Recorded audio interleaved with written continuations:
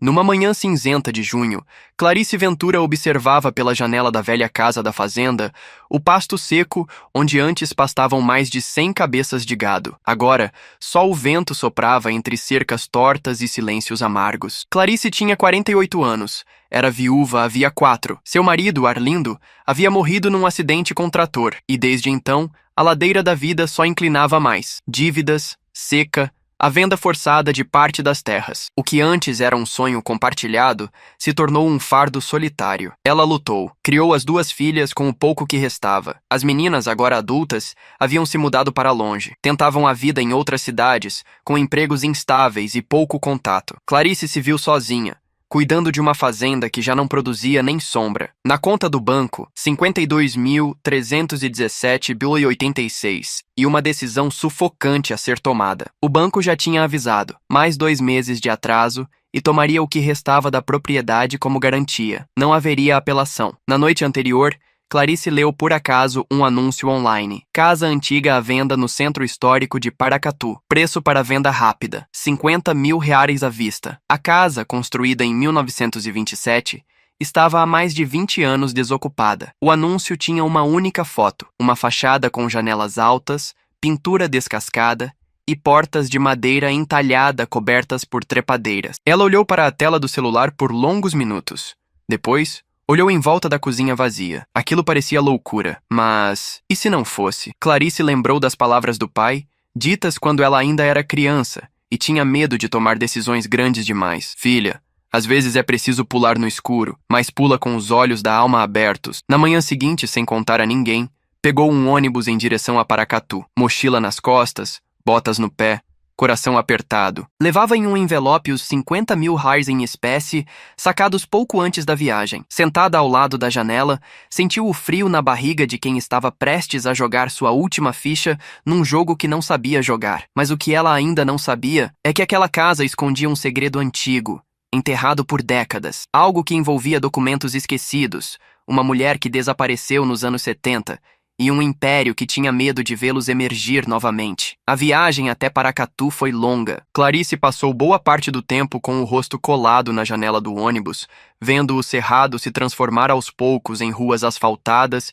e casarões coloniais que resistiam ao tempo. Paracatu era uma cidade cheia de história e silêncio, um lugar onde as paredes contavam mais do que os jornais. Ao chegar, seguiu a pé até o endereço anotado, Rua das Palmeiras, número 88. O bairro era antigo, com árvores que pareciam ter nascido junto com os casarões ao redor. Quando virou a esquina, seu coração parou por um segundo. Lá estava ela, a casa do anúncio. A pintura descascada revelava camadas antigas de tinta, como se a casa tivesse vivido muitas vidas. As janelas estavam fechadas com tábuas e a porta da frente, de madeira grossa, trazia entalhes florais já quase apagados. Na calçada, cresciam ervas daninhas entre as pedras portuguesas. Clarice caminhou até o portão de ferro, que rangeu ao abrir. No quintal, um pé de manga gigante jogava sombra sobre o solo coberto de folhas. Por um instante, ela se imaginou ali, varrendo aquele chão, tomando café na varanda. Mas a realidade logo voltou.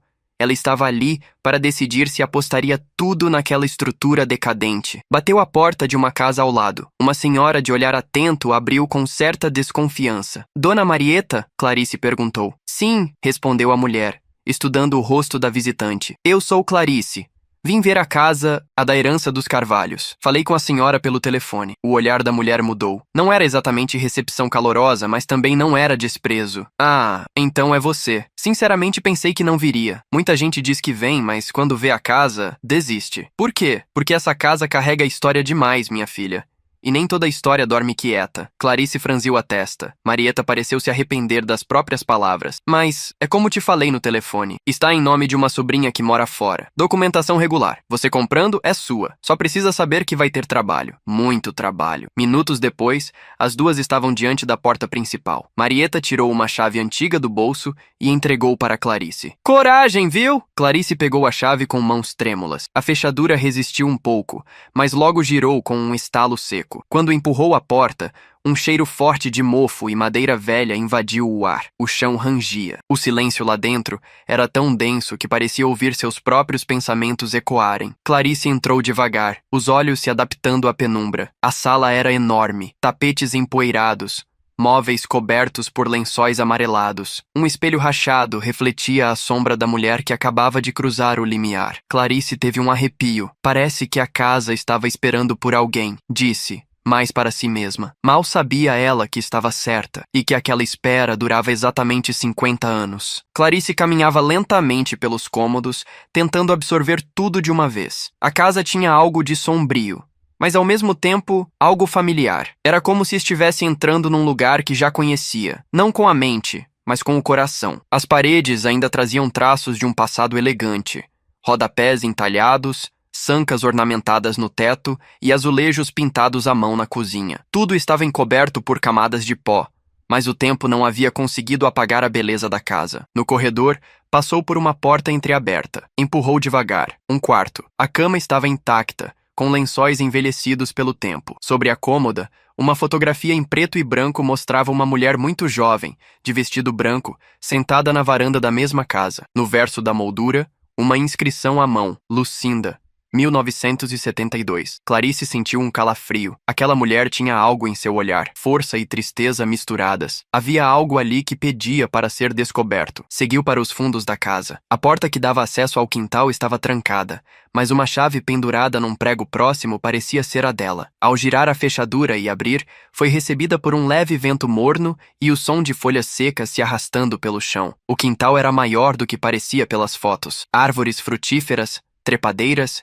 e, ao fundo, um pequeno galpão de madeira quase encoberto pelo mato alto. Clarice caminhou até ele, afastando galhos com os braços. A madeira do galpão estava carcomida, mas a estrutura ainda se mantinha em pé. A porta rangeu ao abrir. Lá dentro, caixas empilhadas, ferramentas antigas e um armário de metal com cadeado. O cadeado parecia novo demais para estar ali havia décadas. Franziu a testa. Tentou forçar, sem sucesso. Pegou um dos pés de cabra encostados na parede e bateu com força no cadeado. Na terceira tentativa, ele se partiu com um estalo seco. Dentro do armário, papéis. Muitos. E um envelope pardo com algo escrito em tinta vermelha. Não queime.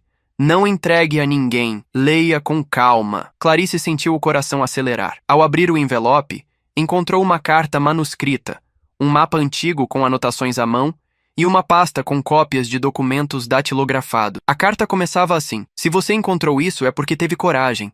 E se teve coragem, talvez mereça saber a verdade sobre o que fizeram comigo e sobre o que ainda pode ser consertado. Assinava Lucinda Carvalho, junho de 1974. Clarice sentou no chão de terra batida, segurando a carta entre os dedos trêmulos. A casa que ela comprara com os últimos 50 mil não estava apenas esquecida, estava silenciada. E agora, Clarice havia quebrado esse silêncio. Clarice leu a carta ali mesmo, sentada no chão frio do galpão. A caligrafia de Lucinda era elegante, porém firme. Cada palavra parecia ter sido escrita com pressa, mas com o peso de quem sabia que talvez nunca mais teria outra chance de contar sua versão. Meu nome é Lucinda Carvalho. Se você encontrou esta carta, provavelmente está na casa onde eu morei. Por favor, não ignore o que vou dizer. E, acima de tudo, não confie em quem vier perguntar por mim. A leitura fez o sangue de Clarice gelar. Lucinda continuava. Em 1973, fui contratada como secretária de um escritório jurídico aqui em Paracatu. Era o que diziam ser uma oportunidade de ouro. Trabalhavam para políticos influentes, empresários e até mineradoras. Mas aos poucos percebi que o que eles faziam não era justiça. Era encobrimento, lavagem,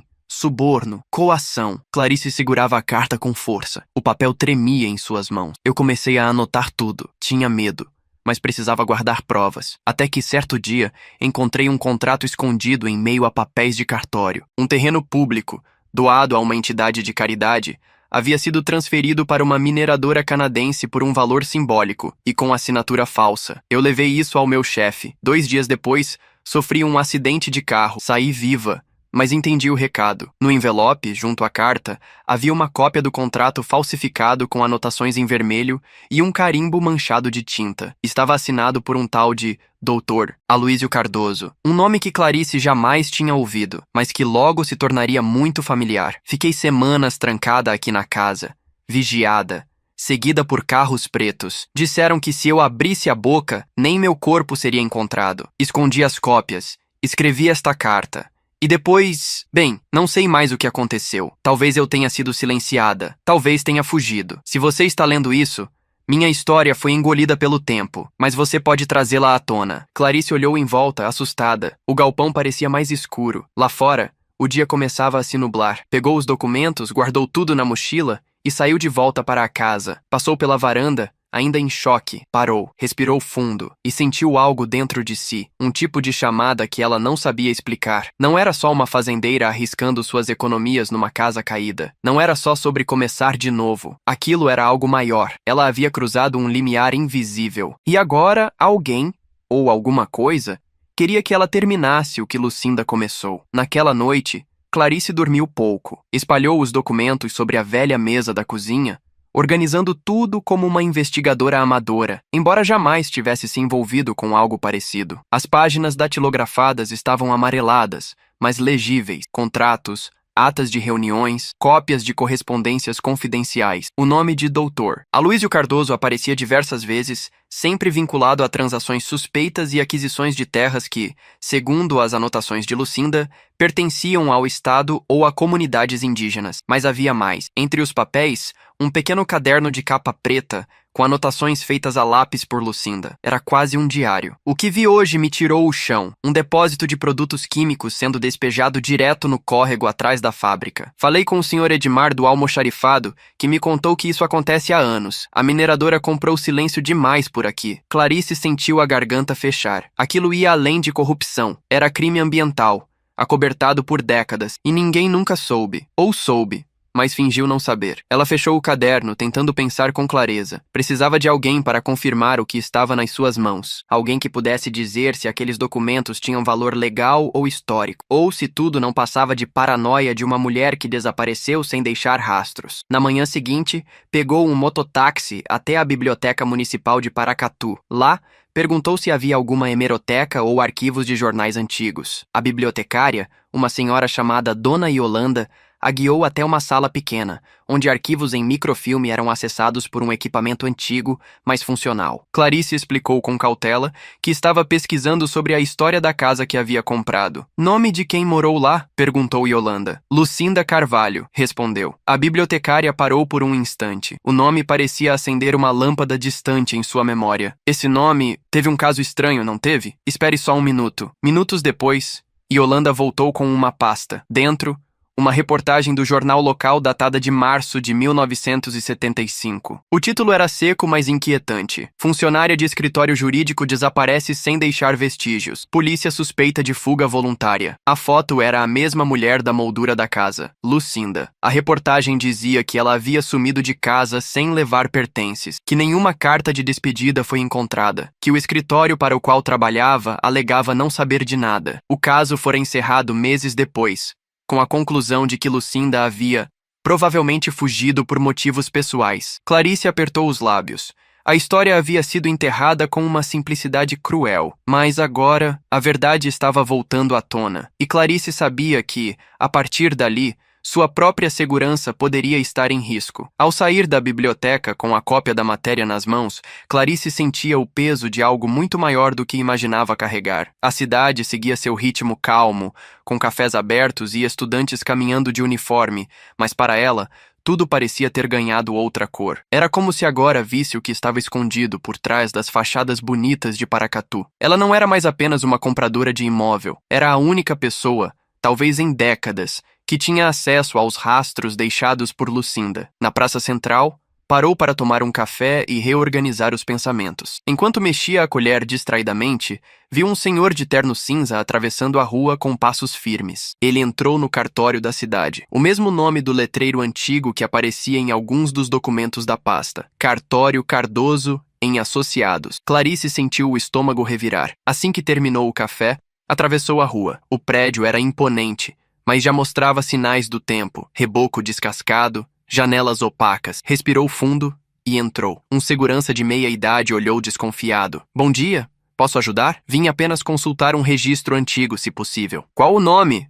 Lucinda Carvalho, da década de 70. O homem sumiu pelos fundos. Minutos depois, voltou, dizendo que só seria possível com autorização do tabelião. Clarice agradeceu e se virou para sair. Mas antes que alcançasse a porta, ouviu uma voz grave chamando. A senhora disse Lucinda Carvalho? Era o mesmo homem do terno cinza que ela havia visto da praça. Elegante, cabelo branco bem penteado e um olhar que não sorria nem quando os lábios o faziam. Sou o doutor Álvaro Cardoso, atual responsável pelo cartório. Algum parentesco com a dona Lucinda? Clarice hesitou. Ele era filho ou parente direto do nome que assinava aqueles contratos falsificados? Na verdade, comprei recentemente a casa que pertenceu a ela. Encontrei alguns documentos e fiquei curiosa. Os olhos do homem endureceram, mesmo com a voz mantendo a polidez. Essa história já deu muito o que falar na época, mas não levou a lugar nenhum. Lucinda sumiu, deixou tudo para trás. Era uma moça instável. Aconselho a não perder tempo com essas memórias. São feridas antigas. Clarice sorriu com educação, mas por dentro sabia que acabava de encontrar o primeiro obstáculo real. Aquilo não era apenas um conselho, era um alerta. Ao sair do cartório, percebeu algo ainda mais perturbador. Um carro branco estacionado do outro lado da rua, o mesmo que ela já tinha visto parado em frente à sua casa no dia anterior. O motorista parecia fingir estar olhando o celular, mas Clarice reconheceu o tipo de vigilância disfarçada. O faro de quem viveu anos na roça, lidando com gente desconfiada, não falhava. Clarice apertou a mochila contra o peito. A casa escondia segredos, mas agora era ela quem carregava o perigo. Clarice apressou o passo pelas ruas de Paracatu, evitando olhar para trás, embora sentisse os olhos do motorista fixos em seus movimentos. Não era paranoia, era instinto, e o instinto lhe dizia que aquele carro não era coincidência. De volta à casa, trancou a porta com 2 voltas na chave e puxou as cortinas das janelas da frente. Ligou a chaleira, mais para escutar um som familiar do que por vontade de beber algo. Precisava pensar, precisava agir. Ela sentou-se à mesa, espalhou novamente os documentos e pegou o caderno preto de Lucinda. As páginas seguintes traziam mapas da cidade e marcações com datas. Algumas anotações tinham apenas siglas: EC, CPM, AMG. Clarice não fazia ideia do que significavam, mas tudo aquilo parecia importante. Na contracapa do caderno, um recado rabiscado em letras tremidas: se algo me acontecer, procure por Padre Benedito. Ele conhece toda a verdade. Igreja Santa Clara, diga a ele, o sangue do cerrado ainda grita.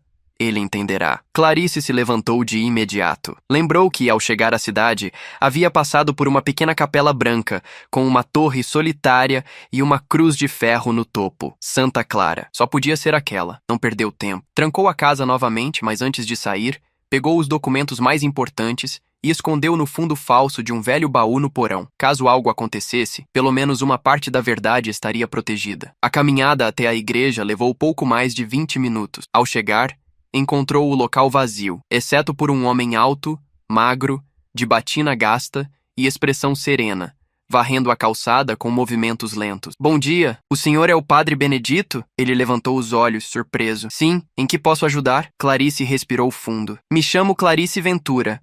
Eu comprei a antiga casa dos Carvalho, encontrei anotações e me disseram que o senhor sabe da história. A frase que me mandaram repetir é: o sangue do cerrado ainda grita. O padre largou a vassoura no mesmo instante. Seu rosto perdeu a serenidade e foi tomado por um silêncio pesado, como se algo velho demais tivesse sido finalmente chamado pelo nome. Entre, disse com a voz baixa. Agora, dentro da sacristia, o padre fechou a porta e trancou com a chave. Faz décadas que ninguém pronuncia essa frase. Ele olhou para Clarice, firme. O que exatamente você encontrou naquela casa? Papéis, contratos, uma carta escrita por Lucinda e o diário dela. O padre passou as mãos no rosto. Sentou-se com um suspiro carregado de lembranças antigas. Eu fui o último a ver Lucinda com vida. Ela veio até mim dias antes de desaparecer. Chorava, tinha medo. Me entregou uma cópia de um dossiê e me pediu para guardar em segredo, até que alguém corajoso o suficiente aparecesse de novo naquela casa. Clarice sentiu um nó na garganta. O senhor ainda tem esse dossiê? Sim, está escondido sob o altar da capela. Nunca mostrei a ninguém, mas se você chegou até aqui, talvez seja a hora. Clarice assentiu, em silêncio. O que começou como um recomeço financeiro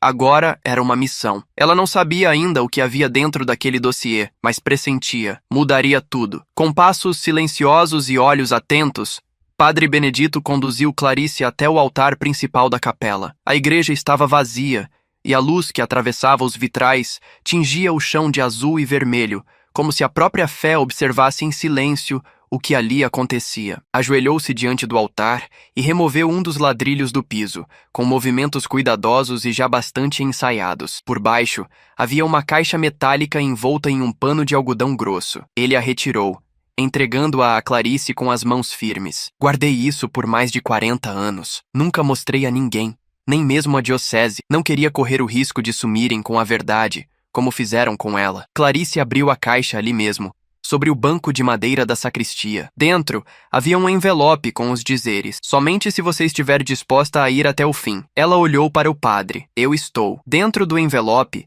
havia cópias de registros contábeis, laudos ambientais forjados e um pequeno caderno vermelho com timbre oficial da Companhia Mineral dos Gerais, CMG, o que esclarecia uma das siglas encontradas por Lucinda. As anotações no caderno denunciavam a venda clandestina de áreas de proteção ambiental para exploração ilegal de minérios, inclusive com contaminação de lençóis freáticos. Algumas das terras envolvidas estavam localizadas nos arredores da cidade e, pasmem, uma delas abrangia parte do atual bairro Vila Bonita, hoje habitado por centenas de famílias. Clarice folheava as páginas, sentindo o corpo tremer. A água que abastecia parte da cidade podia estar contaminada há anos e ninguém sabia. Por que Lucinda não entregou isso à imprensa? Ela perguntou. Ela tentou, mas toda vez que marcava uma entrevista, algo acontecia. Um aviso, uma ameaça. Quando tentou fugir da cidade, foi seguida. Um dia, desapareceu. O padre fez uma pausa, engolindo a emoção. Eu rezei por ela todos os dias, e rezei para que alguém encontrasse o que ela deixou para trás. Clarice fechou a caixa com cuidado. Era mais do que um dossiê. Era uma bomba prestes a explodir. Preciso encontrar um jornalista, disse, mas não um desses vendidos.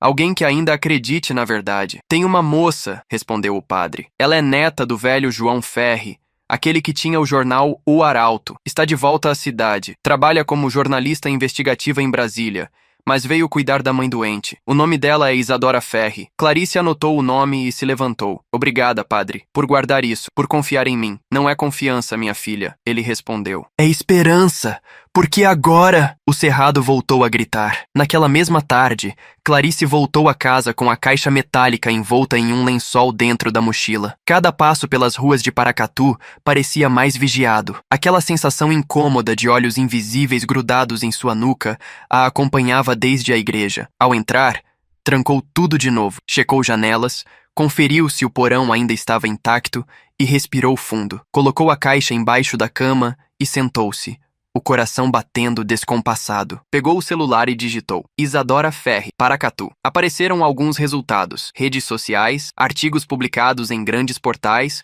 uma palestra sobre jornalismo investigativo e uma notícia recente. Jornalista Isadora Ferri retorna à cidade natal para cuidar da mãe após AVC. Clarice encontrou um e-mail público no perfil profissional da jornalista e escreveu rapidamente: Olá, me chamo Clarice Ventura. Acabei de me mudar para Paracatu e comprei uma casa que pertenceu a Lucinda Carvalho. Encontrei documentos e provas que podem envolver crimes antigos, inclusive ambientais. O padre Benedito disse que posso confiar em você. É urgente. Posso te mostrar pessoalmente. Anexou uma foto do contrato adulterado e da primeira página do caderno vermelho. Enviou e esperou. Meia hora depois, o celular vibrou. Resposta de Isadora. Clarice. Estou chocada com o que vi. Eu ouvi falar de Lucinda quando era criança. Era um mistério que ninguém mais comentava. Estou em Paracatu, sim. Me diga onde e quando posso te encontrar. Amanhã cedo estou livre. Clarice digitou rapidamente o endereço da casa e marcou às 9 horas da manhã. E então, pela primeira vez em dias, chorou. Silenciosa, intensa, profundamente. Chorou pela coragem que não sabia que tinha, pela mulher que desapareceu tentando fazer o certo, pela cidade que talvez nunca tivesse sido inocente, e por si mesma, uma viúva, quebrada, esquecida, que de repente se via no centro de uma trama que poderia mudar o destino de muita gente. Na manhã seguinte, às 8h55, Clarice já estava pronta. Vestia uma camisa de linho, calça jeans e tinha os documentos empilhados sobre a mesa. Às 9h em ponto, a campainha tocou. Quando abriu a porta, viu uma mulher de cerca de 35 anos, pele morena, cabelos presos, olhar inteligente e firme. Usava mochila, blazer e tênis. Estava ali para trabalhar e não para duvidar. Clarice? Isadora? Elas se olharam por um instante. como se um elo silencioso fosse criado naquele exato momento. Clarice deu espaço para que a jornalista entrasse, e antes mesmo de oferecer café, soltou: "O que você vai ver aqui pode custar caro para muita gente poderosa, mas também pode salvar vidas." Isadora assentiu. "Então vamos descobrir, agora." A sala da casa, antes coberta por lençóis e poeira, agora servia como um verdadeiro centro de investigação improvisado. Clarice espalhou os documentos sobre a mesa, com cuidado, enquanto Isadora tirava um pequeno gravador da mochila e um caderno de anotações. "Pode gravar?" perguntou a jornalista com profissionalismo. "Pode sim. Não tenho nada a esconder." Clarice começou do início. Contou sobre a compra da casa, a descoberta no galpão, o diário de Lucinda, os documentos escondidos, a visita ao cartório, o encontro com o padre Benedito e, por fim, a revelação do dossiê e o caderno vermelho da CMG. Isadora anotava freneticamente. Seus olhos brilharam quando viu a carta de Lucinda com a frase: "O sangue do cerrado ainda grita." Essa frase, meu avô, João Ferri, usava isso em editoriais antigos. Dizia que era o grito da terra contra o silêncio das autoridades. Ele suspeitava de muita coisa naquela época, mas nunca teve provas concretas. Quando tentou investigar a CMG, sofreu um atentado no carro. Sobreviveu, mas largou o jornalismo. Clarice se assustou. "Você acha que estamos em perigo?" "Eu não acho. Eu tenho certeza." Isadora pegou o caderno vermelho, folheou algumas páginas e soltou um assobio baixo. "Isso aqui não é só relevante, é explosivo. Essa contabilidade paralela, esses contratos de cessão ilegal, os nomes que aparecem aqui, tem juiz, vereador, dono de rádio, delegado aposentado, gente que ainda tem muito poder. Você vai publicar?" Isadora fez uma pausa, olhou para Clarice com seriedade. "Se eu publicar isso agora, sem blindagem, eles podem sumir comigo igual fizeram com Lucinda. Precisamos de estratégia. Vamos digitalizar tudo, guardar cópias em locais diferentes. E mais importante, precisamos de uma terceira pessoa com conhecimento técnico.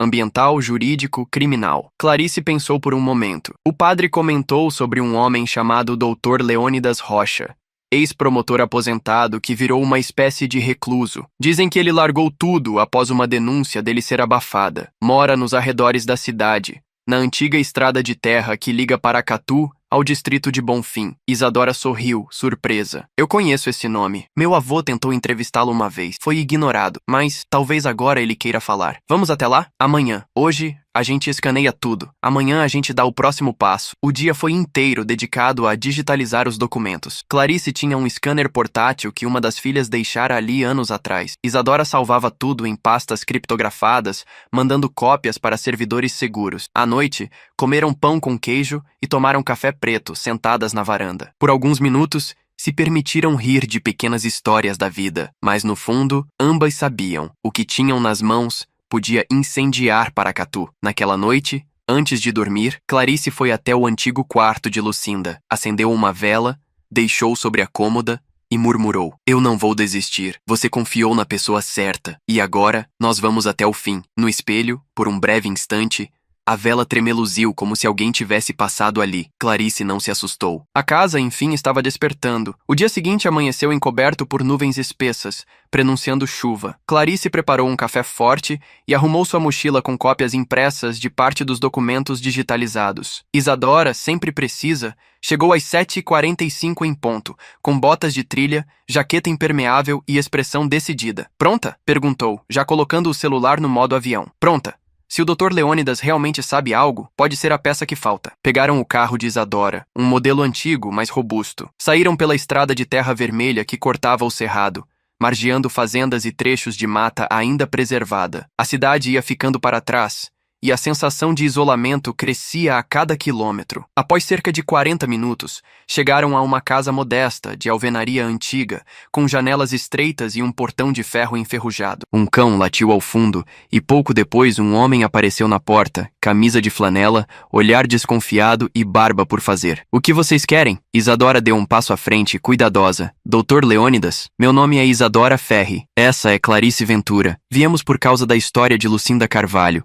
E porque achamos que o senhor pode nos ajudar." O nome Lucinda pareceu congelar o homem por um instante. Ele se calou, depois apontou para o lado. "Entrem, mas só por meia hora." A casa era simples, mas cheia de livros. Pilhas deles empilhados em estantes, caixas e até no chão. Clarice reparou num exemplar antigo de Direito Ambiental e Crime de Estado, com anotações nas bordas. Leônidas sentou-se em uma poltrona funda e olhou fixamente para as duas. Eu avisei Lucinda para fugir. Ela não acreditou. Achou que bastava ter provas. Mas aqui, justiça só funciona se ela não incomodar os donos da cidade. Clarice tirou da mochila o caderno vermelho e o colocou sobre a mesinha de centro. Isso aqui é parte do que ela deixou para trás. Tem mais. E tem testemunho. O senhor foi promotor aqui por quanto tempo? 23 anos. Até perceber que lutar sozinho era pedir para morrer. Quando comecei a denunciar a CMG e os favorecimentos políticos, me mandaram investigar uma denúncia interna contra mim. Fui afastado por conduta incompatível. Nunca mais voltei. Isadora abriu o laptop,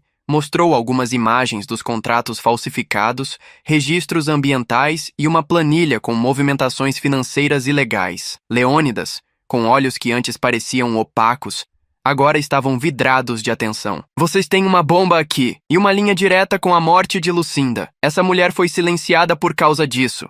Eu não tenho dúvida. Pode nos ajudar? Clarice perguntou. Posso, mas tudo isso precisa sair daqui. Não deixem mais essas provas na cidade. Elas precisam ser entregues em Brasília, no MPF, ou vão desaparecer como já tentaram fazer comigo. E com ela. O velho promotor foi até uma estante e retirou uma caixa fina de madeira. De dentro, tirou um envelope selado com lacre vermelho. Isso aqui são cópias que guardei. Documentos que Lucinda me entregou antes de sumir. Nunca tive coragem de abrir, mas agora é com vocês. Clarice pegou o envelope com as mãos firmes. Era como se Lucinda estivesse gritando de dentro do tempo. Ao saírem da casa, uma rajada de vento agitou as folhas secas do quintal. O céu estava cada vez mais escuro. A chuva viria, mas não seria só uma tempestade de água. O que estava por vir era uma enxurrada de verdades. O retorno para Paracatu foi feito em silêncio. O envelope lacrado descansava sobre o colo de Isadora como se carregasse dinamite e, de certa forma, carregava mesmo. Clarice mantinha os olhos atentos pela janela, mas seu pensamento estava longe. Ela sentia que os dias de anonimato haviam acabado. De volta à casa, antes mesmo de entrarem, perceberam que algo estava errado. O portão lateral, que Clarice tinha trancado com cadeado, estava aberto, o trinco quebrado. Um aviso claro. Alguém estivera ali. Fica atrás de mim, disse Isadora, já sacando um pequeno spray de pimenta da mochila. Com cautela, elas entraram. A porta da frente estava entreaberta, como se tivesse sido fechada às pressas. Dentro da casa, uma cena que gelou a espinha de Clarice. Documentos revirados, almofadas no chão, a gaveta onde ficavam os cabos do scanner aberta e vazia. Não parecia um roubo comum. Nada de valor material fora levado. Mas os papéis estavam por toda parte. Procuravam algo específico, disse Isadora. Ou seja, já sabem que estamos mexendo nisso. Clarice correu até o fundo da casa, rumo ao porão. O alçapão ainda estava coberto pelo tapete, mas ao abri-lo, desceu com pressa. Vasculhou as caixas. Revirou o fundo falso do baú. Alívio. Os arquivos originais de Lucinda, o diário e os negativos fotográficos que ela ainda não tinha revelado. Tudo seguia ali, intacto. Ainda temos o mais importante, disse, subindo novamente. Isadora, mais prática, já preparava uma nova varredura. A gente precisa sair dessa casa hoje. Não podemos correr o risco de deixarem um acidente aqui dentro. Você vem comigo. Tenho um amigo em Brasília que pode nos ceder um espaço seguro. Amanhã cedo seguimos para lá. Vamos entregar esse material direto ao Ministério Público Federal. Com a ajuda de Leônidas, conseguimos respaldo. Clarice hesitou. E se tentarem nos impedir? Isadora a encarou com firmeza. A essa altura, Clarice, eles já estão tentando. A jornalista enviou uma mensagem rápida para o contato em Brasília. Organizou a viagem e as duas passaram o restante do dia recolhendo tudo. Pendrives, cópias impressas, anotações do diário, até os recortes de jornal antigos. Clarice deixou apenas uma vela acesa no quarto de Lucinda e uma frase escrita à mão sobre a cômoda. A verdade não será enterrada de novo. À noite, dormiram na casa de uma amiga de Isadora, nos arredores da cidade. Um sobrado simples, discreto, onde puderam descansar algumas horas antes da partida. Mas às 4 da madrugada, Clarice despertou com um barulho vindo do portão. Correu até a janela. Um carro preto, sem placas, estava estacionado do outro lado da rua. Dentro, duas silhuetas imóveis, apenas observando. Clarice não acordou Isadora. Apenas voltou para a cama, segurou o envelope lacrado em suas mãos e entendeu de uma vez por todas. Aquela história só estava começando. Às 6 em ponto, antes mesmo do sol nascer, Clarice e Isadora partiram rumo a Brasília. No porta-malas, a mochila com todos os documentos, os backups digitais escondidos em pendrives e o envelope lacrado de Leônidas, que Clarice agora mantinha sempre junto ao corpo, como uma relíquia sagrada. A estrada estava quase deserta. Isadora dirigia em silêncio, atenta aos retrovisores. Clarice, no banco do passageiro, tentava controlar a ansiedade, mas seu olhar inquieto revelava tudo. Se aparecer qualquer carro que nos siga por mais de 5 minutos, a gente desvia, avisou Isadora. E se alguém tentar nos parar, temos um plano. Qual? Joga o carro na frente de algum posto da PRF. Mesmo que eu bata, vai chamar atenção. Eles não vão agir à luz do dia. Clarice assentiu. Nunca imaginou que estaria envolvida em algo assim.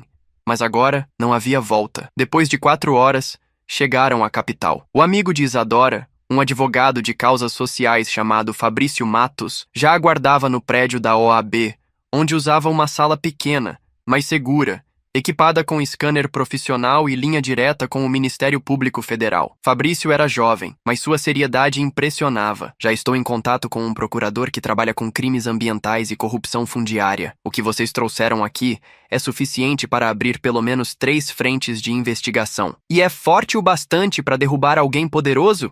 Perguntou Clarice. Se for verídico, isso aqui pode derrubar uma estrutura inteira de poder, dona Clarice. Durante todo o dia, escanearam e organizaram os materiais. Fabrício fez 2 cópias em HDs externos e preparou dossiês detalhados com anexos e resumo técnico. Às 17h, marcaram um encontro com o procurador Dr. André Vasques em uma sala reservada do Ministério Público. O homem chegou sozinho, vestindo camisa social e gravata solta. Tinha o olhar de quem já vira muita coisa, e ainda assim não perdera a vontade de agir. Isadora tomou a frente, apresentou o caso, entregou os materiais, mostrou os principais pontos das denúncias, a atuação ilegal da CMG, a manipulação de registros fundiários, o despejo tóxico em áreas de nascente, o desaparecimento de Lucinda e a tentativa recente de encobrir tudo. Dr. André ouviu em silêncio. Depois de quase 1 hora, falou pela primeira vez. O nome de Lucinda Carvalho aparece em documentos antigos. Sabíamos que havia algo errado em Paracatu, mas nunca conseguimos ligar as peças. Agora temos base para um inquérito completo. Mas preciso ser honesto com vocês. Diga, respondeu Clarice. A cidade está tomada. Polícia local, judiciário,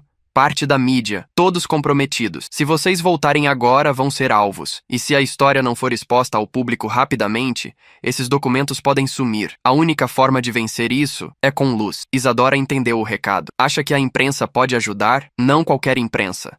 Precisamos do tipo certo de holofote. E rápido. Clarice sentiu o peso do momento. Pela primeira vez, percebeu que aquilo não era só sobre justiça para Lucinda. Era sobre romper o ciclo que fazia com que mulheres como ela, viúvas, esquecidas, invisíveis, fossem as únicas a lutar por uma verdade que ninguém mais queria ver. Então vamos colocar luz, disse Clarice. Queimem tudo se quiserem, mas dessa vez, a fumaça vai apontar para os culpados. Na manhã seguinte, Clarice acordou com a sensação de estar em outro mundo. Não era mais a fazendeira viúva de poucos recursos tentando salvar o que restava da vida. Agora, ela era parte de uma engrenagem capaz de desmantelar uma estrutura podre, velha e resistente. Do outro lado da cidade, Isadora se reunia com uma das editoras-chefes do portal República Livre, especializado em denúncias de alto impacto e jornalismo investigativo. A mesma equipe que anos atrás expôs o esquema bilionário de desvio de verbas da educação em 5 estados. Depois de apresentar o dossiê, a editora olhou para Isadora com uma expressão que misturava choque e entusiasmo. Isso aqui não é só uma matéria, é uma série, e das grandes.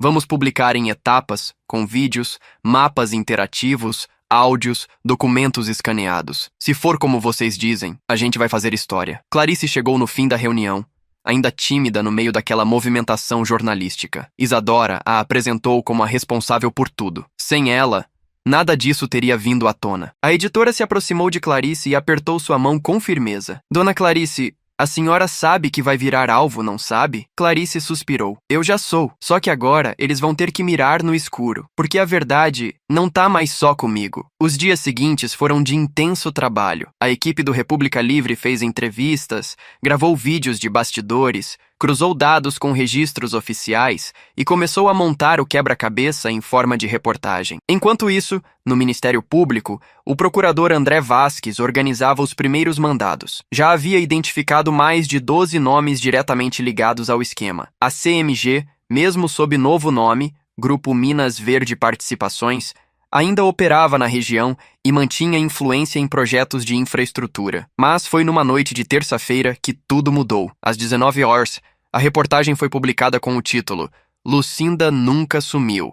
A verdade enterrada no cerrado. O subtítulo dizia: documentos inéditos revelam rede de corrupção, crimes ambientais e o desaparecimento silenciado de uma mulher que tentou salvar uma cidade inteira. A matéria viralizou em minutos. Jornais de todo o país repercutiram. Programas de TV chamaram especialistas. Hashtags com o nome de Lucinda subiram para o topo das redes sociais. E mais importante, a população de Paracatu, antes silenciosa, começou a se levantar. Mensagens anônimas chegaram ao portal, com mais provas, mais testemunhos. Um ex-funcionário da CMG se ofereceu para colaborar. Ex-vereadores passaram a ser citados diretamente. No terceiro dia após a publicação, uma manifestação reuniu mais de 1.000 pessoas na Praça Central de Paracatu, com cartazes escritos à mão. Lucinda vive, justiça para o cerrado, chega de silêncio. Clarice assistia à transmissão ao vivo pela internet emocionada. Ela venceu, sussurrou. Mesmo sem estar aqui, ela venceu. Mas do lado de fora, do outro lado da rua, um carro preto parou outra vez. Dessa vez, a placa era visível. E o motorista não se incomodava mais em se esconder. Clarice observava da janela o homem dentro do carro preto. Não havia mais subterfúgios. Ele queria que ela visse. Vestia terno escuro, óculos fumê e mantinha a mão sobre o volante com a tranquilidade de quem já esteve ali muitas vezes. Mas Clarice não era mais a mulher assustada da semana anterior. Pegou o celular, tirou uma foto nítida da placa e do rosto dele parcialmente visível. Enviou para Isadora com uma legenda curta. Eles pararam de se esconder. Minutos depois, a resposta veio: estamos rastreando a placa. Se algo acontecer, publique o nome no grupo seguro. Clarice agora fazia parte de um grupo privado de ativistas e jornalistas conectados ao República Livre. Qualquer ameaça registrada seria documentada em tempo real. Um sistema de proteção informal, mais poderoso, criado justamente para proteger denunciantes como ela. No dia seguinte, a pressão aumentou. O Grupo Minas Verde soltou uma nota oficial acusando o portal de falsas alegações baseadas em documentos sem autenticidade comprovada. Acionaram seus advogados, ameaçando processar Clarice, Isadora e até o procurador André Vasques por difamação e perseguição ideológica. Mas isso só acendeu mais a fogueira. O República Livre respondeu com uma nova publicação, áudio inédito de uma reunião de executivos da mineradora, comentando a compra de laudos ambientais forjados. A voz de um dos diretores dizia claramente: aquela área lá embaixo tá contaminada sim, mas com o relatório que a gente pagou, tá tudo liberado. A gravação foi enviada anonimamente, mas confirmava o que estava nos documentos de Lucinda. E então, como em um dominó caindo, os acontecimentos começaram a se atropelar. O juiz da comarca de Paracatu foi afastado por suspeita de omissão em processos ligados à CMG. 3 vereadores pediram exoneração imediata. Um engenheiro ambiental ligado à mineradora foi encontrado tentando fugir para Goiás, com um pendrive e documentos rasgados na mala. Enquanto isso, Clarice foi convidada para dar uma entrevista ao vivo em rede nacional. Inicialmente hesitou, não gostava de câmeras, nunca quis fama, mas entendeu o que aquilo significava. No estúdio, com os olhos levemente marejados, disse apenas: eu só queria salvar minha vida quando comprei aquela casa, mas encontrei a história de uma mulher que tentou salvar muito mais e que foi enterrada em silêncio. O mínimo que eu posso fazer agora é garantir que o grito dela não seja ignorado de novo. A entrevista foi reproduzida em jornais de vários estados. À noite, Clarice recebeu uma ligação de um número desconhecido. Ao atender, reconheceu a voz. Dona Clarice, não sei se a senhora lembra de mim. Meu nome é Edmar. Trabalhei na CMG por 20 anos. Eu vi o que fizeram com a água, com o povo ribeirinho, com Lucinda. E eu tenho coisas pra mostrar, só não sei se é seguro. Clarice engoliu seco. É seguro, sim. Agora você não tá mais sozinho. Do outro lado da linha, o velho funcionário chorou, como quem, depois de décadas, finalmente sentia que a verdade estava voltando pra casa. Na manhã seguinte à ligação, Clarice e Isadora encontraram Edmar em um local discreto, um galpão antigo nos arredores de Paracatu,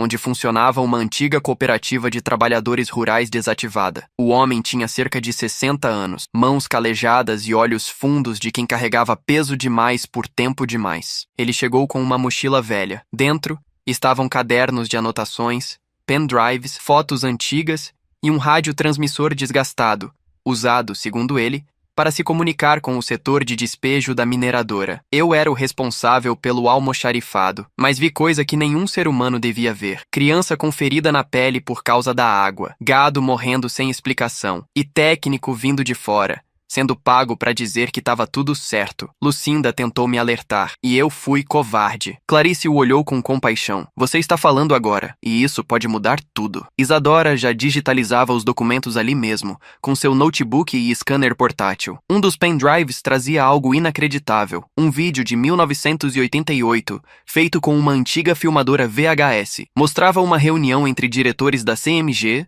políticos da região e até um representante do cartório Cardoso, o mesmo onde Clarice tentara buscar registros dias antes. No vídeo, discutiam sobre a necessidade de desaparecer com certas cópias e impedir que aquela secretária mexesse em coisa que não era da conta dela. O nome Lucinda não era dito diretamente, mas a identidade da mulher ficou clara quando Edmar apontou para a única figura feminina na imagem. Aquela ali de vestido azul era ela. Foi a última vez que vi Lucinda viva. Um dia depois dessa reunião, ela sumiu. O vídeo era curto, de má qualidade, mas a nitidez suficiente para identificar rostos. Isadora sorriu como quem acabava de encontrar a peça-chave de um quebra-cabeça. Isso aqui é dinamite pura. Vai direto para o núcleo da investigação federal e já pode ser usado como prova audiovisual complementar ao dossiê original. Edmar entregou a última coisa que trazia: um mapa desenhado à mão, com coordenadas de áreas contaminadas que nunca foram divulgadas. Entre elas, uma região próxima à Vila Bonita, onde crianças começaram a desenvolver problemas respiratórios nos últimos anos,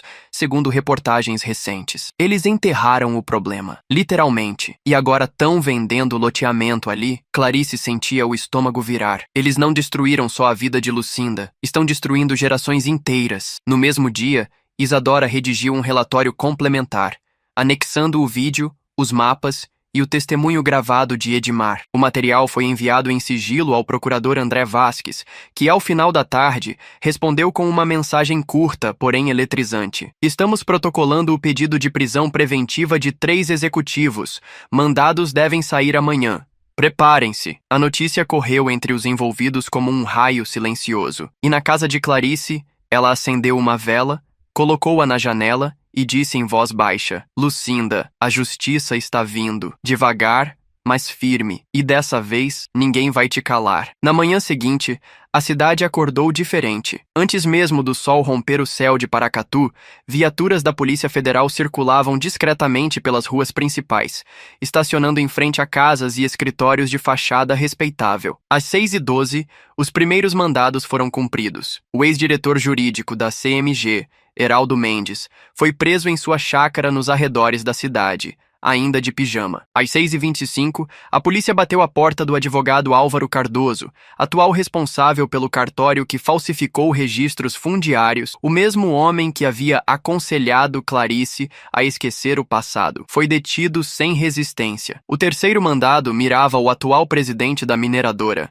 Henrique Duarte, que tentava embarcar em um jatinho particular no aeroclube de Unai quando foi cercado. Não teve tempo nem de ligar para o advogado. As prisões caíram como uma bomba na imprensa nacional e como uma fogueira na alma dos moradores de Paracatu. Pela primeira vez, nomes intocáveis estavam sendo arrastados à luz do dia. Isadora acompanhava tudo da redação do República Livre, atualizando a matéria em tempo real, enquanto Clarice, ao lado de Edmar e Padre Benedito, assistia à cobertura pela televisão. Eu rezei por esse dia, sussurrou o padre com os olhos marejados. Rezei para ver justiça antes de morrer. Mas o que ninguém esperava era o que viria a seguir. Pouco depois das 10h da manhã, o procurador André Vasques convocou uma coletiva emergencial. Atrás dele, uma bancada de promotores e técnicos do IBAMA. O que ele revelou deixou todos boquiabertos. Durante a análise do material entregue pela senhora Clarice Ventura e pela jornalista Isadora Ferri, localizamos documentos e coordenadas apontando para um lixão tóxico clandestino, criado pela antiga CMG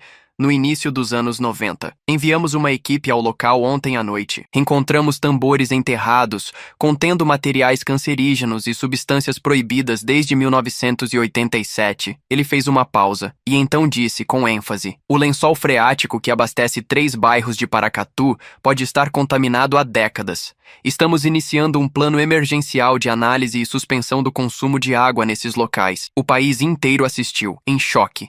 Enquanto isso, Clarice recebeu uma ligação inesperada. A filha de Lucinda. Dona Clarice, meu nome é Catarina Carvalho. Minha mãe desapareceu quando eu tinha 8 anos. Cresci com a história de que ela havia fugido, mas eu nunca acreditei. Hoje eu vi o nome dela no jornal e vi a senhora. Eu só quero saber se ela morreu por fazer a coisa certa. Clarice fechou os olhos, tentando conter a emoção. Ela morreu tentando salvar todo mundo. E agora, Catarina, é a cidade inteira que vai lembrar dela. Do outro lado da linha, um soluço. Depois, um sussurro. Obrigada. Obrigada por trazer minha mãe de volta. Clarice desligou com as mãos trêmulas. Não por medo, mas porque pela primeira vez, desde que pisou naquela casa, sentia-se exatamente onde devia estar. No dia seguinte, a Praça Central de Paracatu foi tomada por um novo tipo de manifestação. Dessa vez, não havia apenas cartazes e gritos por justiça. Havia também flores, velas e retratos emoldurados de Lucinda Carvalho, agora reconhecida publicamente como símbolo de resistência e coragem. Um grupo de ex-alunos da escola onde ela havia trabalhado organizou uma homenagem improvisada. Entre lágrimas, uma mulher de cabelos grisalhos tomou o microfone. Ela era minha professora. Era firme, mas doce. A primeira pessoa que me disse que a gente podia mudar o mundo com um caderno e uma verdade. Hoje estou aqui para dizer: nós não esquecemos, professora Lucinda. Clarice assistia de longe, apoiada num dos pilares da praça, com Isadora ao seu lado. Pela primeira vez, ela se permitiu sorrir sem peso. O sol batia no rosto, e o sino da igreja tocava como se anunciasse uma nova era. Mas nem tudo era celebração. Enquanto a cidade prestava homenagens, Clarice recebeu um aviso de Fabrício, o advogado de Brasília. Descobrimos que parte dos bens da mineradora está sendo transferida para paraísos fiscais. Estão tentando blindar o dinheiro antes que os bloqueios judiciais caiam sobre eles. Alguém lá dentro ainda está ativo e com acesso. Isadora franziu o senho. Eles vão tentar escapar pelas brechas. Sempre tentam, mas agora temos olhos em todo lugar. O que precisamos é expor a última ponta dessa teia, aquela que ainda está nas sombras. Foi então que Padre Benedito apareceu, com passos apressados, carregando uma carta. Acabei de encontrar isso na caixa de correio da paróquia. Sem remetente. Só dizia: entregue a Clarice. Clarice abriu o envelope ali mesmo. Dentro, havia apenas uma frase escrita em letras de máquina de escrever. O nome que falta está enterrado com ela. E junto, um papel envelhecido com um croquis tosco da planta da casa de Lucinda. Nele, um ponto marcado com tinta vermelha. No jardim dos fundos, exatamente onde havia uma mangueira antiga. Clarice sentiu um arrepio. Tem mais coisa escondida naquela casa, e pode ser a peça final. Isadora olhou para ela, séria. Vamos agora? Agora. Catarina, a filha de Lucinda, também quis ir. Era hora de conhecer a casa onde a mãe havia deixado tudo para trás. E talvez onde havia escondido o nome de quem realmente mandou apagá-la da história. Chegaram pouco antes do entardecer. A mangueira estava lá, com raízes espessas e sombra densa. Clarice pegou uma enxada do velho galpão e começou a cavar. Catarina ajoelhou ao lado. Isadora iluminava com a lanterna do celular. Após quase meia hora, ouviram o som oco do metal batendo em madeira. Aqui, disse Clarice. Desenterraram uma caixa metálica pequena, amassada, mas intacta. Dentro dela, um envelope com o símbolo do cartório Cardoso e um nome: desembargador Ivo Passarelli. Clarice gelou. Aquele era o homem que, por décadas, havia protegido a CMG com decisões judiciais convenientes. Um nome jamais citado nos documentos. Até agora. Ao lado do nome, uma frase de Lucinda, escrita à mão: este é o último elo. Se ele cair, todos caem. Clarice olhou para Isadora, que já digitava furiosamente no celular. Agora sim! A corrente está completa, e dessa vez, ela iria arrebentar de vez. Na manhã seguinte à descoberta do nome de Ivo Passarelli, os bastidores da justiça brasileira começaram a se agitar. Clarice e Isadora estavam no gabinete do procurador André Vasques, em Brasília, com um envelope em mãos. Ivo Passarelli, murmurou o procurador, lendo o nome repetidamente como quem cheira pólvora antes de confirmar um incêndio. Ele é muito mais do que um desembargador. É o homem por trás das decisões que engavetaram pelo menos 7 denúncias contra a CMG nas últimas 2 décadas. E isso sem nunca deixar seu nome aparecer em nenhum papel. Clarice estendeu o bilhete de Lucinda. Agora temos mais que um nome. Temos a prova de que ela sabia. E tentou avisar. Dr. André olhou para as 2 mulheres com seriedade.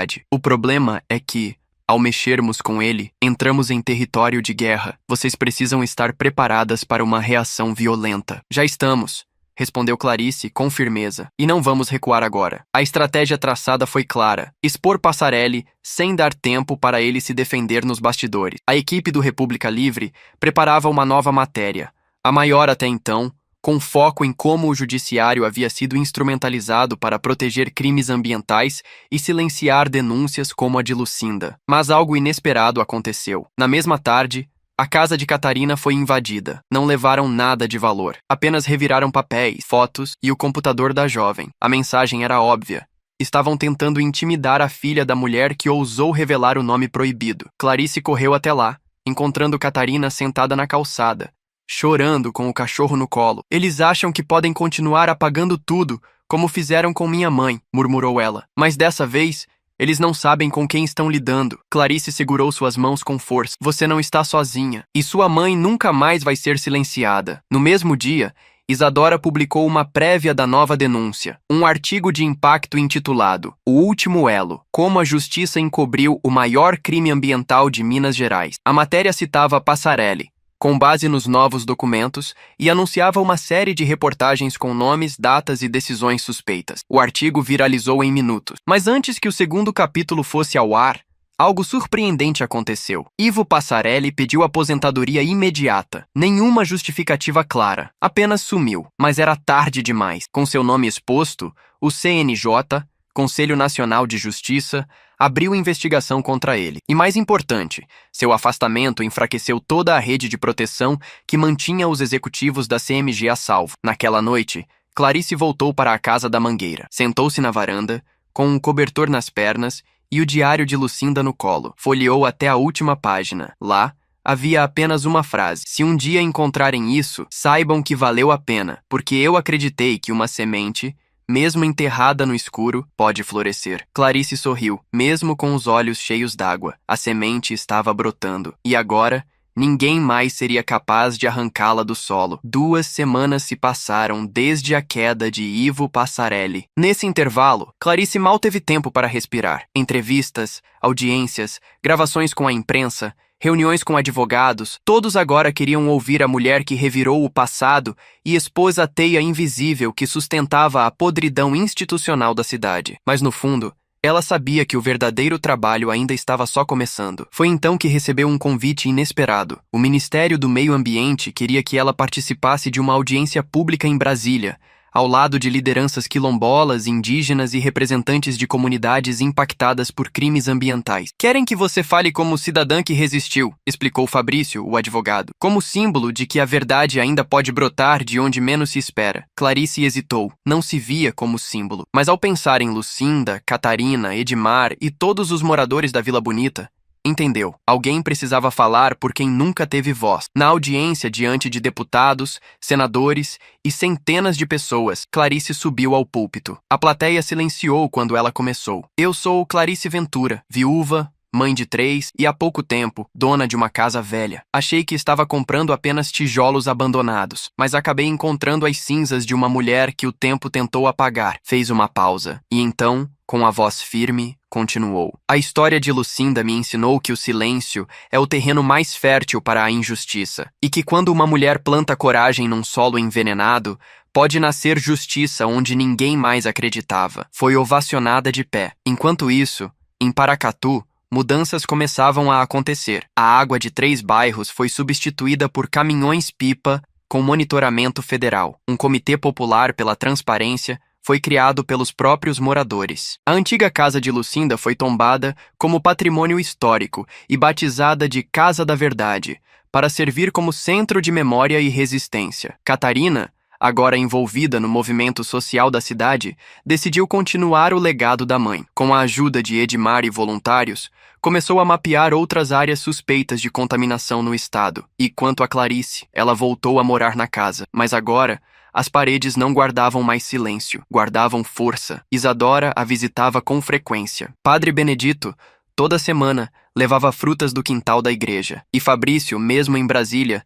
fazia questão de acompanhar cada nova etapa do processo, que agora estava prestes a se transformar em uma ação criminal coletiva, com mais de 70 réus. Na varanda da casa, sob a sombra da mangueira, Clarice plantou algo novo, uma muda de ipê roxo, para lembrar que mesmo a terra mais castigada pode florescer de novo. E foi ali, regando aquela muda, com os dedos sujos de terra e o coração em paz, que Clarice sussurrou para si mesma: a verdade venceu, mas agora é a esperança que vai crescer. No mês seguinte, o movimento iniciado por Clarice, Isadora e Catarina ganhou um nome oficial: Projeto Raiz. A proposta era simples, mas ousada: criar uma rede de vigilância popular para denunciar crimes ambientais e fraudes fundiárias em pequenas cidades do interior. O projeto nasceu em Paracatu, mas rapidamente se espalhou por municípios vizinhos, onde histórias semelhantes começavam a emergir das sombras. Clarice não queria cargo, nem título, mas acabou se tornando a alma do projeto,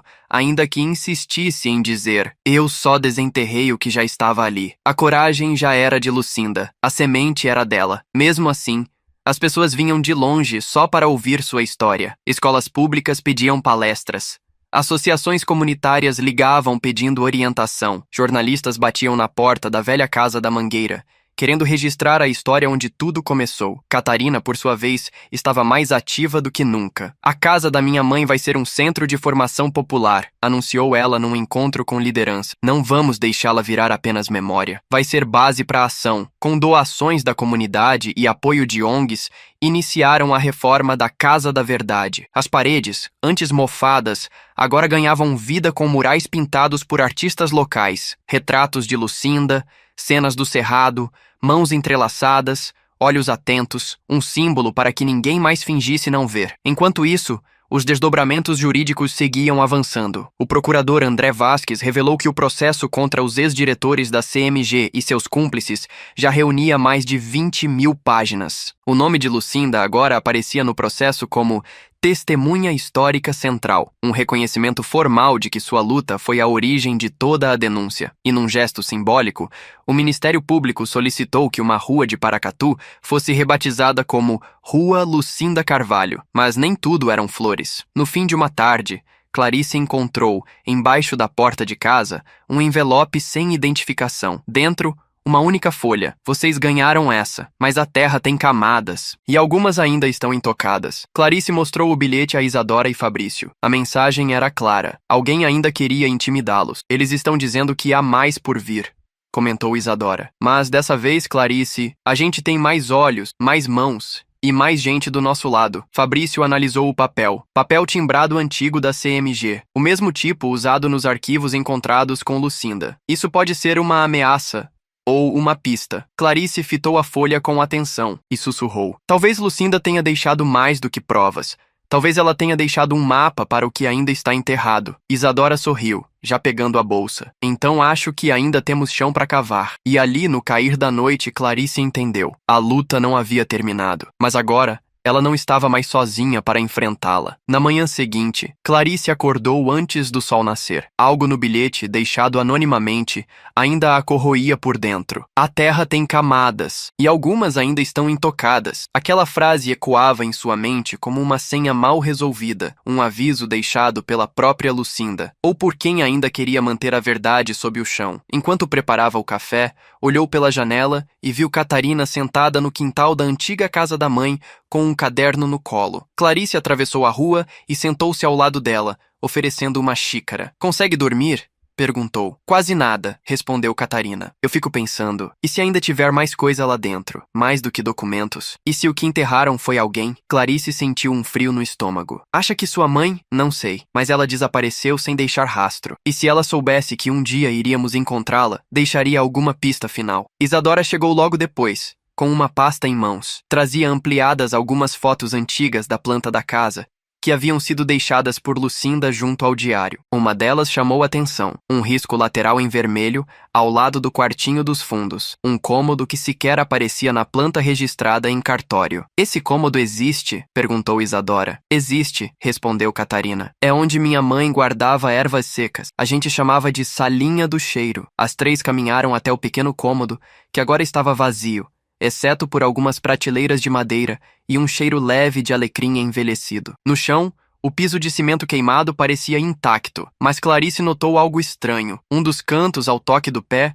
soava oco. Aqui, pegaram ferramentas e começaram a quebrar cuidadosamente o concreto. A poeira subia no ar, misturada com a tensão do momento. Após quase 1 hora de trabalho, revelaram uma tampa de madeira, selada com parafusos enferrujados. Clarice respirou fundo e puxou. O que encontraram ali dentro mudaria tudo mais uma vez. Era uma caixa de metal trancada por um cadeado antigo. Ao lado dela, uma chave envolta num lenço bordado com as iniciais LC. Clarice destrancou. Dentro havia um gravador de fita cassete, com a fita ainda intacta, um caderno de capa dura, diferente dos outros. Este trazia no topo a inscrição: confidencial, somente se eu desaparecer. E por fim, uma pequena bolsa de couro com terra escura e uma etiqueta: Amostra 42.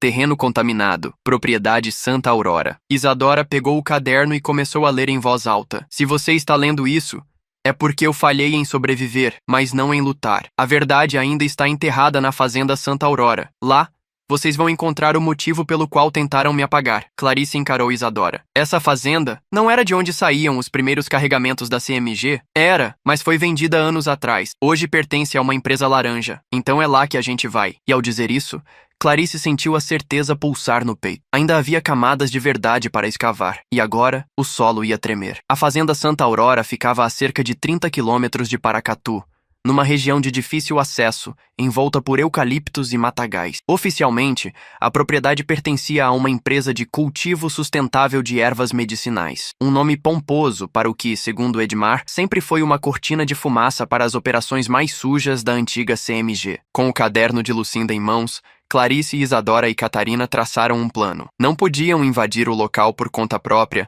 mas podiam documentar o máximo possível antes de apresentar tudo ao Ministério Público. E para isso, precisavam de imagens. Foi quando entrou em cena um novo aliado, Luan Ribeiro, ex-aluno de Lucinda e hoje ativista ambiental, especializado em drones e mapeamento de áreas ocultas. Se tiver algo escondido lá, eu vou achar, disse ele, com a segurança de quem já expôs mineradoras ilegais na Amazônia, com vídeos que rodaram o mundo. Na madrugada de sábado, com o céu limpo e a cidade adormecida, Luan e Isadora partiram num carro discreto até um ponto alto próximo a Santa Aurora. De lá, lançaram o drone equipado com câmera térmica e sensor geológico. Clarice e Catarina acompanharam tudo ao vivo pelo notebook. As imagens eram impressionantes. A fazenda, cercada por cercas elétricas e guaritas, tinha apenas um galpão visível, mas sob a vegetação rasteira, os sensores indicavam estruturas subterrâneas, 2 grandes áreas cobertas por terra batida e folhas artificiais. Um padrão comum em locais usados para descarte ilegal de substâncias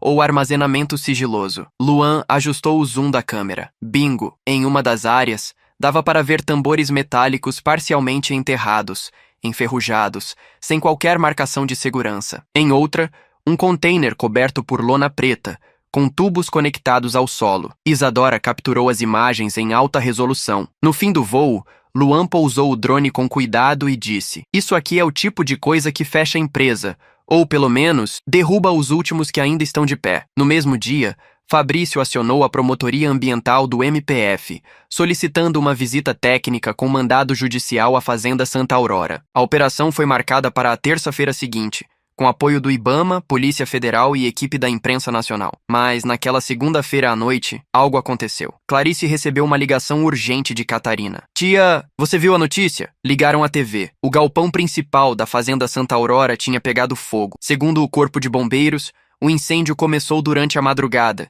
e destruiu completamente o interior da estrutura. Imagens aéreas mostravam fumaça preta subindo alto e caminhões-pipa tentando conter as chamas. Mas Clarice sabia.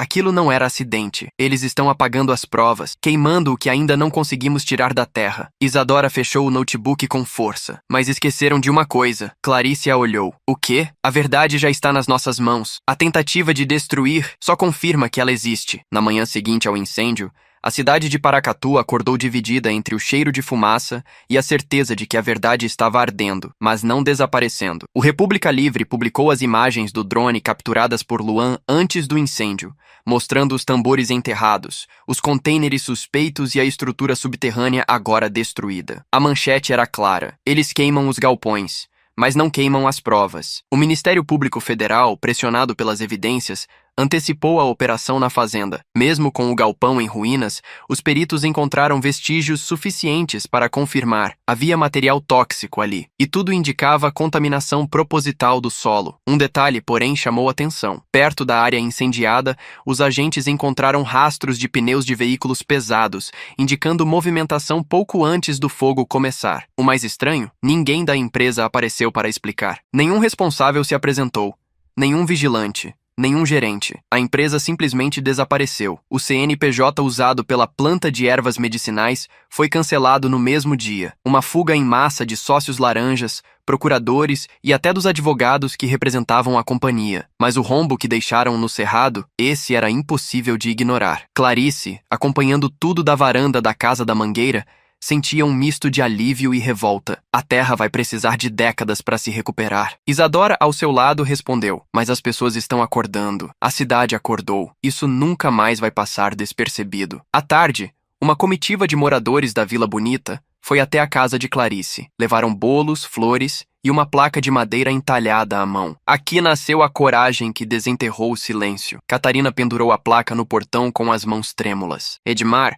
agora com o rosto mais leve, sentou-se no banco da varanda e disse: eu vivi tempo suficiente para ver uma mulher voltar da morte para libertar a cidade que tentou esquecê-la. E então, um silêncio respeitoso tomou conta de todos. Mas não durou muito. O telefone de Clarice tocou. Era Fabrício. Clarice, temos um problema. Acabamos de receber uma intimação, um pedido de reintegração de posse da sua casa. O quê? Estão alegando que o leilão da prefeitura foi fraudado, que a venda não é válida e que a casa deve ser devolvida imediatamente ao município. Clarice fechou os olhos. Era como se o sistema, acuado, tivesse encontrado uma última carta suja para jogar. Eles querem me tirar da casa. Exatamente. Mas você não está mais sozinha. Clarice desligou, se levantou devagar, olhou para todos na varanda e disse: parece que vamos ter que defender essa casa de novo. Só que dessa vez, ela vai ser defendida por todos nós. E ali, naquele momento, a cidade entendeu. Não era mais a história de uma mulher. Era a história de todos que um dia foram silenciados. A notícia de que Clarice recebera uma ordem de reintegração de posse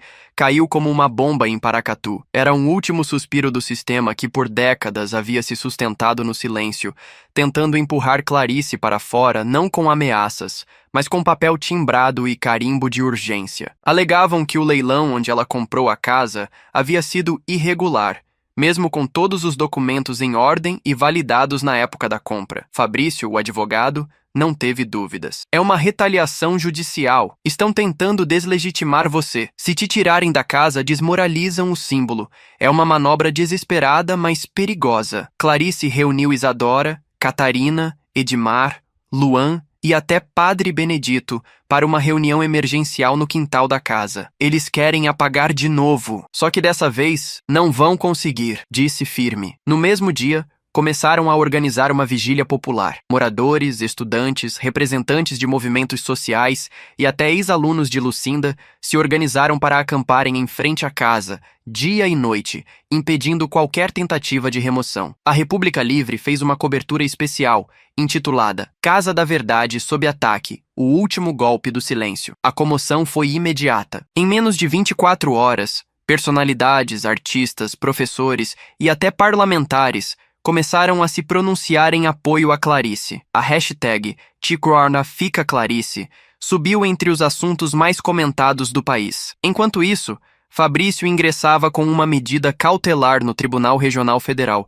pedindo suspensão imediata da ordem de reintegração até que a legalidade da compra fosse reavaliada de forma imparcial. No meio do caos, Clarice continuava na varanda, firme, incansável, até que uma surpresa a emocionou. Catarina apareceu com um pequeno caixote de madeira. Dentro, havia recortes de jornais antigos, fotos da infância e, no fundo, uma carta escrita à mão, com tinta azul desbotada. Encontrei isso num dos álbuns da minha mãe. É pra você. Clarice pegou a carta com cuidado. Reconheceu de imediato a caligrafia. Era Lucinda. Se um dia você encontrar esta carta, é porque não fui esquecida. Talvez você seja a mulher que vai continuar o que comecei. Se for, obrigada. Sei o peso. Mas também sei que quando uma mulher planta justiça, A colheita nunca será só dela, vai ser de todas. Coragem. Clarice segurou a carta junto ao peito com os olhos fechados. Eu vou segurar essa casa. Por mim, por você, por todas. Na manhã seguinte, a resposta chegou. O juiz federal que recebeu a petição de Fabrício suspendeu a ordem de reintegração imediatamente,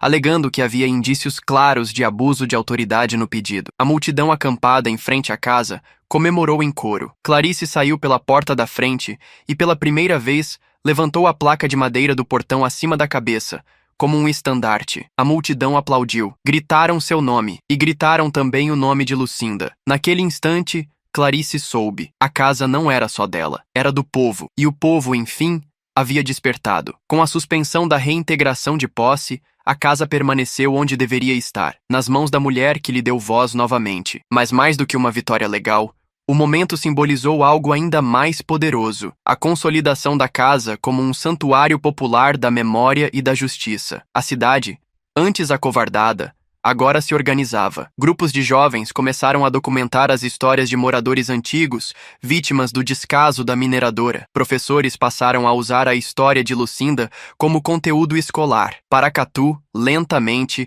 virava referência nacional em educação política e cidadania. Mas no coração de Clarice, algo ainda pulsava inacabado. Ela não conseguia parar de pensar na carta de Lucinda. A colheita nunca será só dela, vai ser de todas. Então decidiu agir. Vamos transformar essa casa num espaço vivo, um lugar de estudo, acolhimento, denúncia e formação. Um ponto de partida para novas Clarice, novas Lucindas e novos corajosos como Edmar, Catarina, Luan. Foi assim que nasceu o projeto Casa Raiz, um centro comunitário voltado à formação política, preservação ambiental e memória popular. A proposta era clara: ensinar o povo a se defender com conhecimento. A equipe de Isadora se prontificou a ajudar com estrutura digital e parcerias. A primeira atividade oficial seria uma oficina de mapeamento popular. Ensinar moradores a identificar áreas contaminadas, analisar documentos públicos e fiscalizar o uso da terra. Algo que Lucinda sempre sonhou fazer, mas nunca teve apoio. No dia do lançamento da Casa Raiz, dezenas de pessoas lotaram o quintal. Crianças pintaram murais,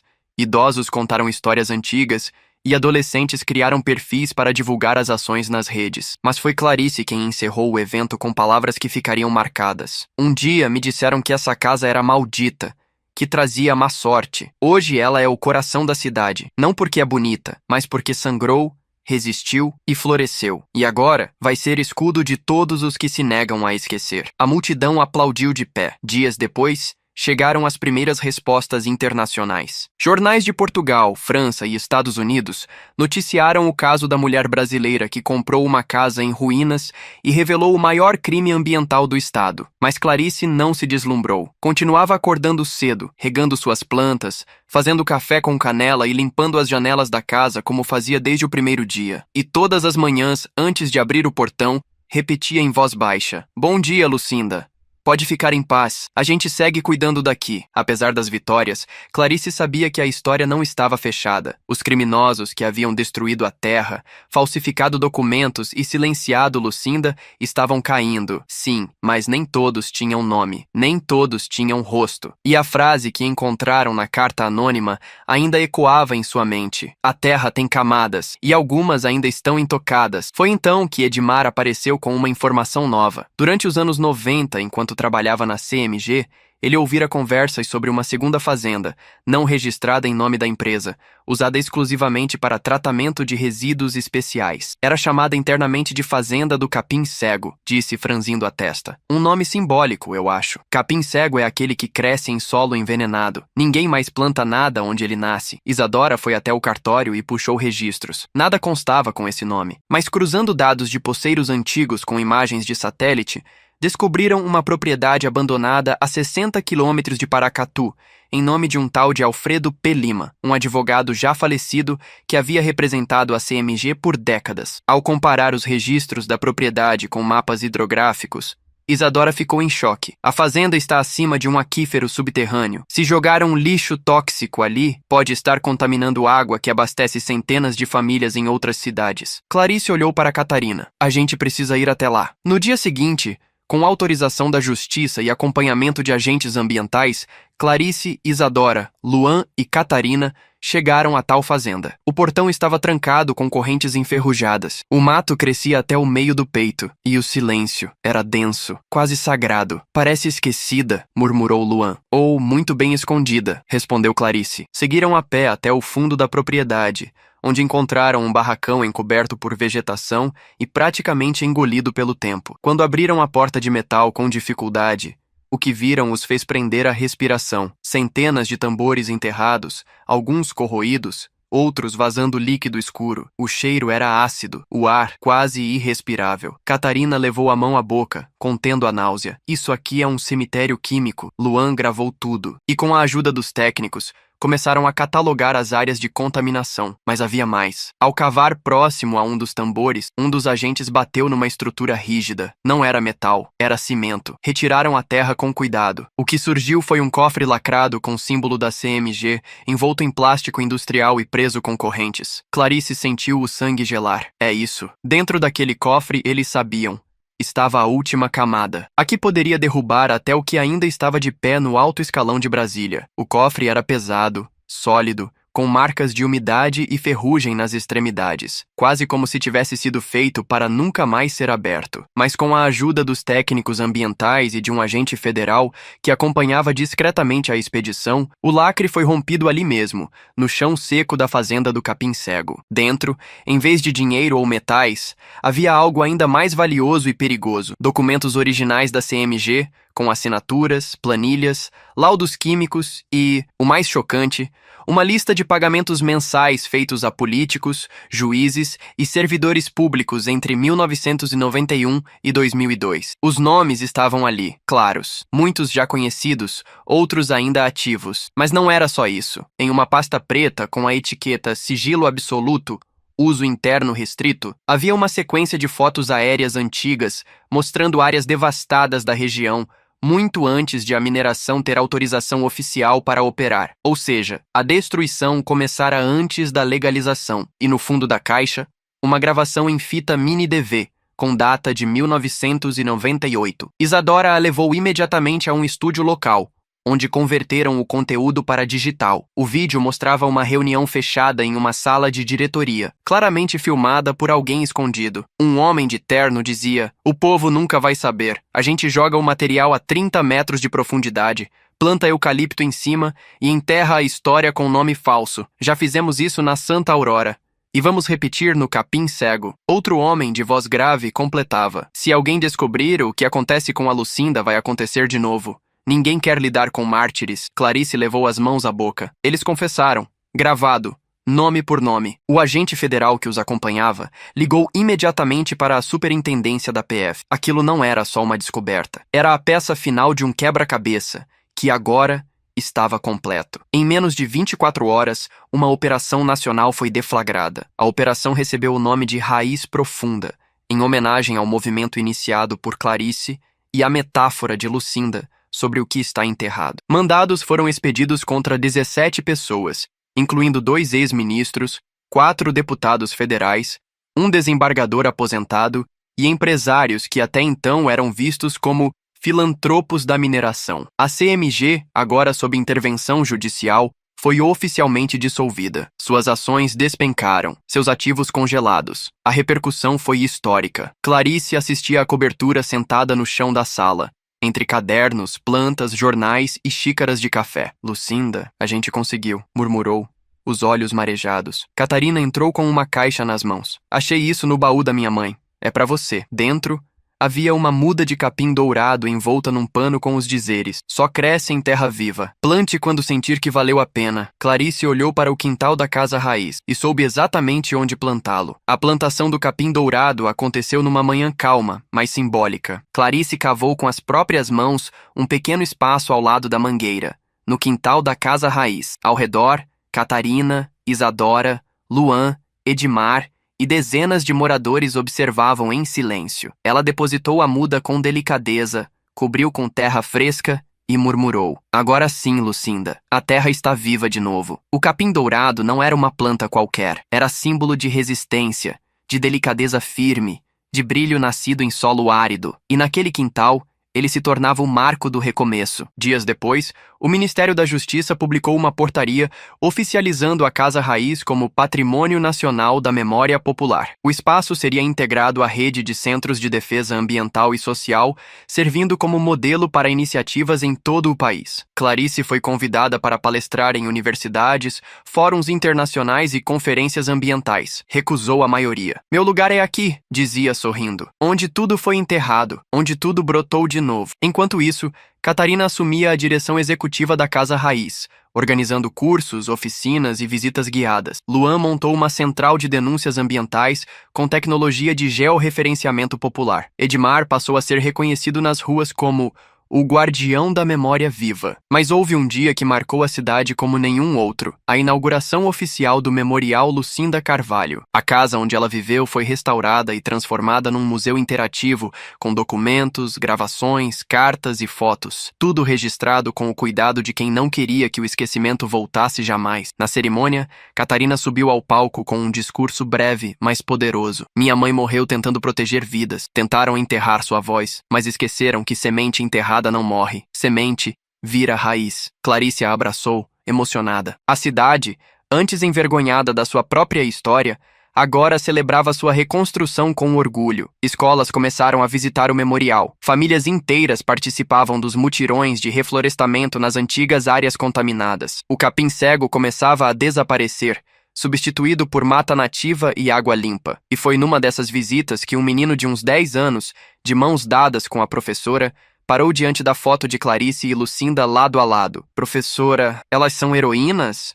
A mulher sorriu. "São, mas não como nos filmes. São heroínas de verdade, daquelas que não voam, mas fazem o mundo respirar de novo." O menino olhou para a parede, pensativo. Depois sussurrou: "Quando eu crescer, quero plantar coragem também." Clarice, que ouvira ao longe, fechou os olhos e sorriu. Ali, entendeu. A justiça não era o fim, era só o começo de um novo solo. Um ano se passou desde o dia em que Clarice arriscou os últimos 50.000 reais numa casa velha e esquecida. Agora, aquela mesma casa não só havia se tornado símbolo nacional de resistência, como também transformado vidas, curado feridas e devolvido dignidade a um povo inteiro. Mas naquele domingo, algo mais especial ainda estava para acontecer. Era o primeiro festival da Semente Viva, organizado pela Casa Raiz. Um evento criado para celebrar a memória de Lucinda, o renascimento de Paracatu e a força que brota quando a verdade é plantada em solo firme. Havia barracas de comidas típicas,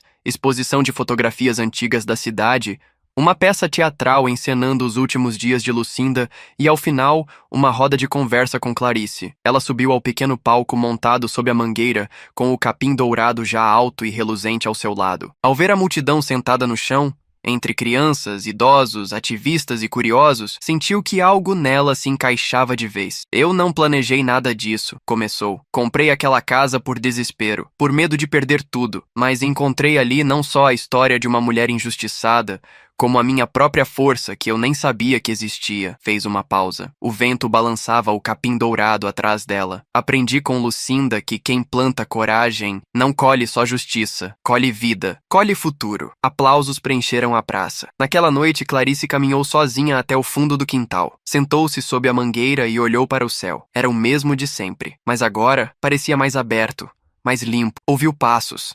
Era Catarina, com 2 canecas de chá. "Tava te procurando", disse, entregando uma a Clarice. "E me encontrou, no mesmo lugar de sempre, onde tudo começou", sorriu Catarina. "Onde tudo começa de novo, todo dia", respondeu Clarice, olhando as estrelas. As duas ficaram em silêncio por alguns minutos. Depois, Catarina perguntou: "E agora? O que você vai fazer?" Clarice sorriu com leveza. "Agora eu cuido. Cuido da terra, das histórias, das pessoas. Não preciso mais lutar sozinha. Hoje somos muitas." Lá dentro, a Casa Raiz estava cheia de luz, cheia de gente, cheia de som. E ali fora, no escuro tranquilo do quintal, Clarice fechou os olhos e disse baixinho: "Obrigada, Lucinda. A sua semente virou floresta." E finalmente, naquela noite, ela sentiu paz.